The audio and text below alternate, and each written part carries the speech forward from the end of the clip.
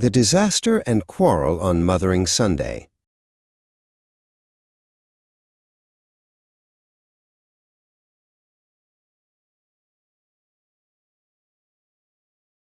Audio describer. Two identical 9-year-old twin girls stand in a modern kitchen. They have straight, dark brown hair and wear glasses. One is slightly taller and wears a blue hoodie. The other is shorter and wears a pink hoodie. Sound effect: the rhythmic tick-tock of a wall clock. The morning sun of March the 6th, 2016 shone on Flat 74, the most industrious scene. In Atlanta Boulevard, Romford, where the streets are wide and bright, two sisters woke up early to start their day of delight. Narrator. Proper early start, innit? The twins are buzzing to get things moving. "Today's the day," cries Charlie with a brave and bold command. "We'll make the finest feast for Mum in all of Havering land." Audio describer. Charlie stands by a kitchen counter, holding a greyhound by its collar. The dog is slim and gray. Sound effect: the soft patter-patter of dog paws on linoleum. Darla the greyhound watches with a steady, stately gaze as Charlie plans the menu in a happy, heady haze. "We need bananas ripe and sweet," the tall twin shouts with glee, "to bake a bread so beautiful for everyone to see." Narrator. That dog's a right legend, just chilling while they work. The silky sibilance of the wind against the pane suggested that the morning would be free from any rain. The girls were ecstatic, their hearts light as a feather, ready to face the culinary challenge together. Audio describer. Leah and Charlie stand together at the counter, which is covered in flour and bananas. Sound effect: the crunch of an Oreo cookie being snapped. Leah, the gentle soul, begins to mash the yellow fruit, while Charlie finds the pizza dough and starts to follow suit. "We'll take it to the church," says Leah, quiet as a mouse, "to share our multicultural joy with every single house. In Romford, we have many friends from every far-off place. A pizza party is the way to put a smile on every face." The consistency of dough was supple, soft, and grand, a precious masterpiece held in a juvenile hand. Audio describer. Charlie holds a blue bowl while Leah points at a recipe book. Sound effect: the fizz of a soda can opening. "We'll add some Oreo crumbs." Charlie says, a wild idea, "It will be a bittersweet symphony, have no fear." This oxymoron of a snack was destined to be famed, a banana-chocolate fusion that the girls had proudly named. "Our church will be elated," Leah whispers with a grin. "Let the Mothering Sunday magic finally begin." They worked with focused fervor, like bees within a hive, feeling truly, deeply, wonderfully alive. Audio describer. A man with straight, dark brown hair and a stern face stands in the kitchen doorway. He is wearing a dark jumper. Sound effect: a heavy thud as a hand hits a doorframe, but then a shadow stretched across the sunlit kitchen floor as Harry, their traditional dad, appeared within the door. His ire was a volcano, ready to erupt and spew. He looked at all the baking, and he knew not what to do. Narrator. Uh-oh, the old man's back. He looks proper fuming, he does. "Si facetti aici?" he bellowed, his voice a cracking whip, as the confidence of Charlie began to slowly slip. Audio describer. Harry points a finger at Leah, who is holding a banana. Sound effect: the hiss of a cat, personifying Harry's anger. "This modern nonsense!" Harry cried, his values old and stern. "There are traditional lessons that you girls have yet to learn." "I must oppose this project," he insisted with a glare, while Leah stood petrified in the cold, stagnant air. "Honor thy father," he quoted, a clash of will and word, making sure his aggressive stance was definitely heard. His petulant refusal was a heavy iron chain, marring the sweet harmony with a sudden surge of pain. Audio describer. Harry holds a rolling pin high in the air while Charlie stands her ground. Sound effect: clatter. The rolling pin hits the floor. If I see you girls bake banana bread, or make pizzas, you will smell yourselves. He roared like a lion guarding dusty ancient shelves. You will learn. You are 9 years old. Get out, he screamed, destroying every happy hope the girls had ever dreamed. It's out of the question, he snapped, his fury unconfined, a cacophonous uproar of a cruel and narrow mind. Charlie felt distraught, her bravery a flickering light, in the face of such a horrendous and unnecessary fight. Audio describer: Harry is throwing bananas into a black bin bag while Leah watches from a corner. Sound effect: the crunch of fruit being crushed. He began to confiscate the tools of their sweet trade, ruining the delicate progress they had proudly made. This is abysmal, Leah sobbed, her heart a broken glass, watching the mothering Sunday joy so quickly pass. The bananas were a metaphor for dreams all mashed and torn, leaving the two sisters feeling utterly forlorn. I forbid it, Harry reiterated, sweeping the flour away, sabotaging the sanctity of this special Sunday day.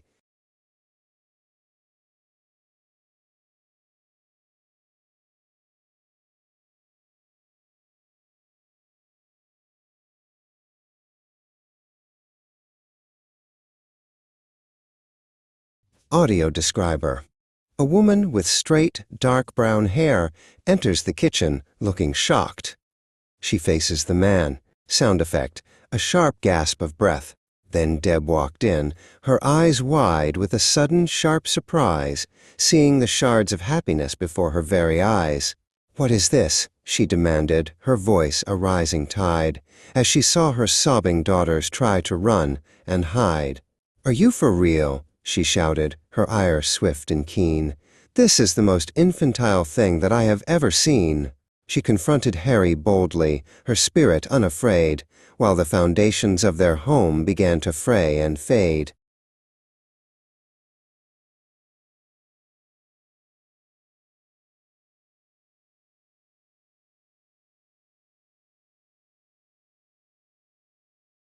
Audio describer: Deb has her arms around Charlie, who is crying. They are in the living room. Sound effect: the soft sob of a child. "To berate them on this day," Deb cried, a mother's fierce defense. "Your behavior, Harry, makes absolutely no sense." She held Charlie tightly, a shield against the storm, trying to keep her shaken daughter safe and calm and warm. Narrator: she's not having it, is she? Standing up for her kids, proper brave. The quarrel was a monster that began to grow and feed, planting in the family heart a pernicious, bitter seed. The mothering Sunday spirit was suffocated and slain by a cacophony of shouting and a deluge of disdain.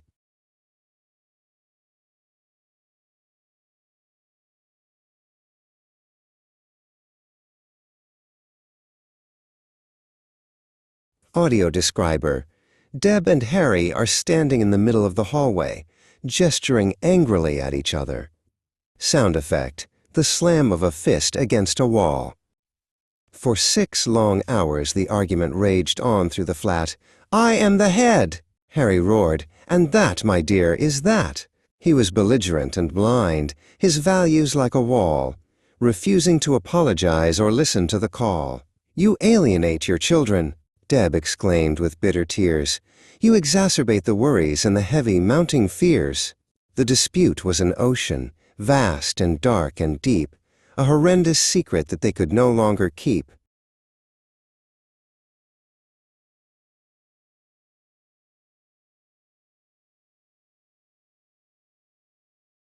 Audio describer: Charlie and Leah are huddled together under a blanket on a bed. Sound effect: the muffled sound of distant shouting. In the bedroom, the twins huddled, shivering with dread, as appalling words were hurled above each innocent head.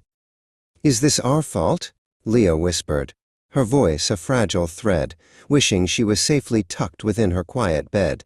Charlie held her sister's hand, a brave but trembling grip, as they felt the stability of their whole world slip. "The house is a volcano," Charlie said with a sigh, watching the precious hours of the Sunday pass them by.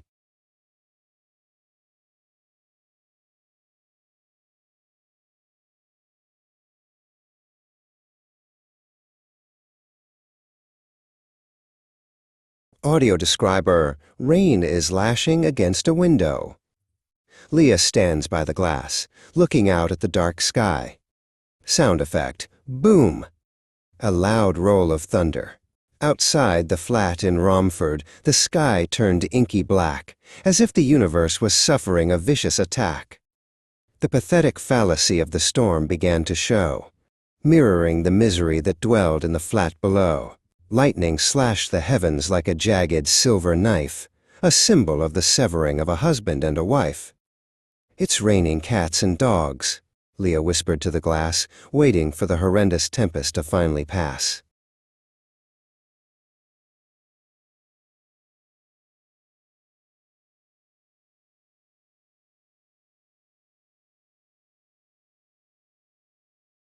Audio describer, Deb is sitting at a kitchen table, her head in her hands. Darla the greyhound is resting her head on Deb's lap. Sound effect, the soft, rhythmic tick of the clock now sounding lonely. The atmosphere was toxic, a thick and heavy mist, as Deb realized the marriage could no longer exist. "This is the end," she whispered, her spirit marred and worn, feeling utterly exhausted and spiritually torn. Darla leaned against her, a silent, gray support, as Deb surveyed the ruins of the battle they had fought. "I cannot live like this," she said, her voice a stony vow. "The change must happen quickly, and it must happen now."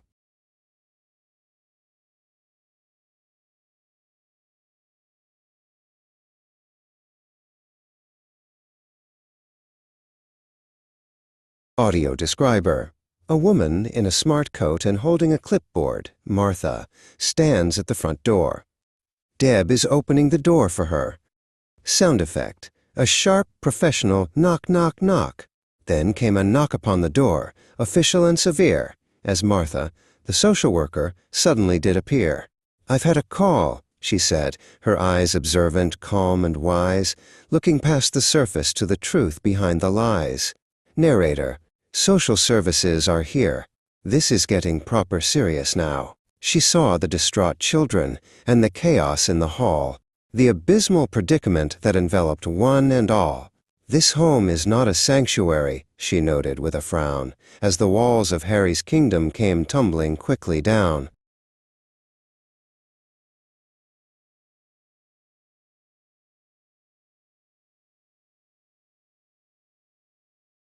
Audio describer, Martha is talking to Harry in the living room. Harry looks defensive with his arms crossed. Sound effect, the scritch-scratch of a pen on paper. "Your actions, sir, are damaging," Martha firmly stated, as Harry's arrogance began to feel outdated and deflated. "Under no circumstances can this hostility remain. You've caused these juvenile souls a mountain of pain." Harry tried to argue, his voice a low, dull roar, but he knew he was defeated as he looked toward the floor. The sanctions of the law were clear, a weight he could not lift, as the landscape of his future began to slowly shift.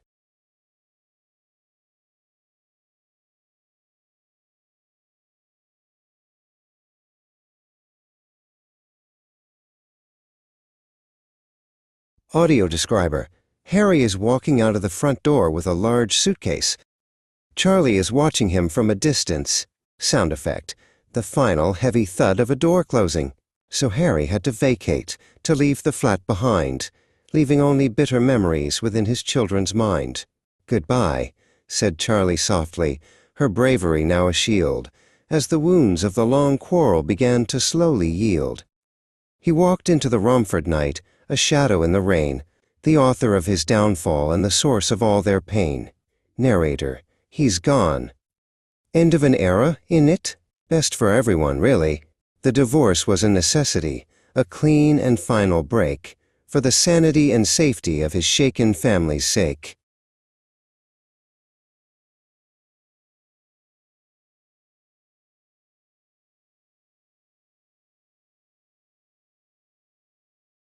Audio describer, Deb and Leah are sitting on a packing box in an empty room. Sound effect, the crinkle of packing paper. The months that followed were a blur of boxes and of change, as they found a new apartment that felt wonderful and strange.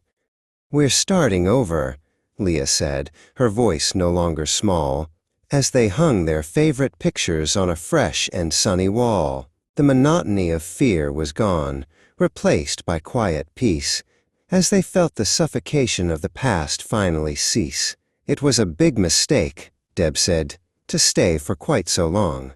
But now we are a family that is resilient and strong."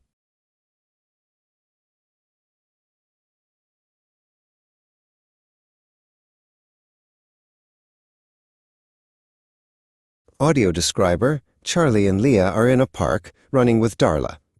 The sun is shining. Sound effect: happy barking and the sound of children's laughter.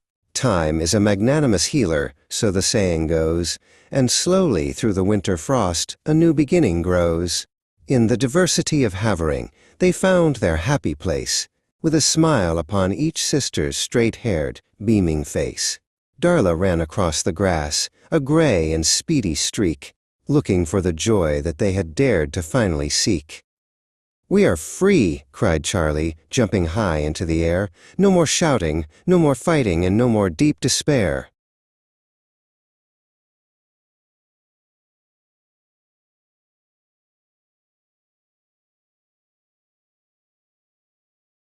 Audio describer: Deb is sitting on a bench, talking to a kind-looking man with glasses, Stephen. Sound effect: the gentle chirp of birds in the trees. Then came a man named Stephen, with a gentle, kindly soul, who helped to make the shattered family feel entirely whole. He wasn't prone to anger, he was competent and mild, a magnanimous companion for each hurt and wary child. "Are you for real?" Deb laughed as he handed her a rose, feeling a contentment that only a happy heart knows. The marred and bitter past was like a faded, ugly dream as they embarked upon a future as a strong and loving team.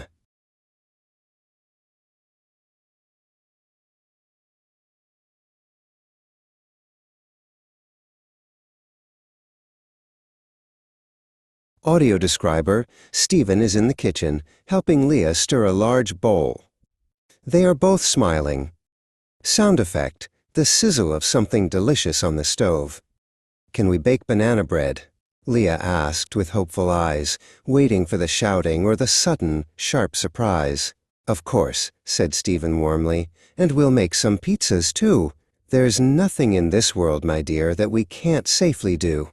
He helped her mash the fruit with a patient, steady hand, as a new and better tradition was intentionally planned. The kitchen was a sanctuary, filled with golden light, as they banished every shadow of that horrendous Sunday night.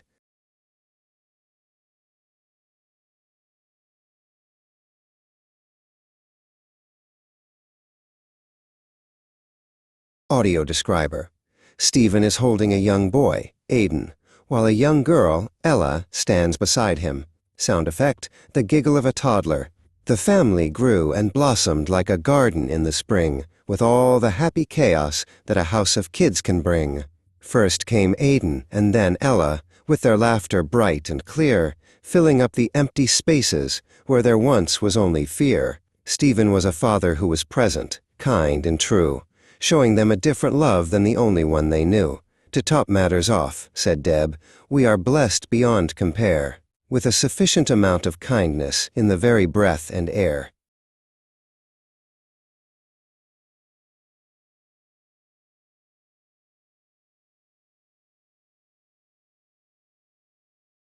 Audio describer: Charlie is sitting on a rug, playing with two younger boys, Louis and Kieran.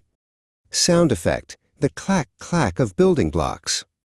Then Louis, and then Kieran joined the energetic crew, as the love within the household only grew and grew and grew.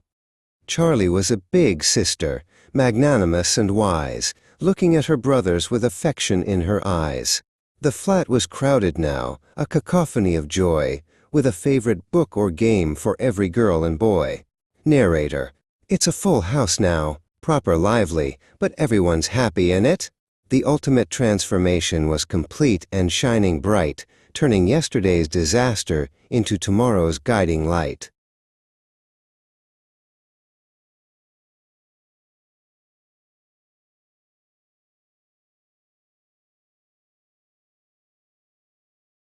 Audio describer.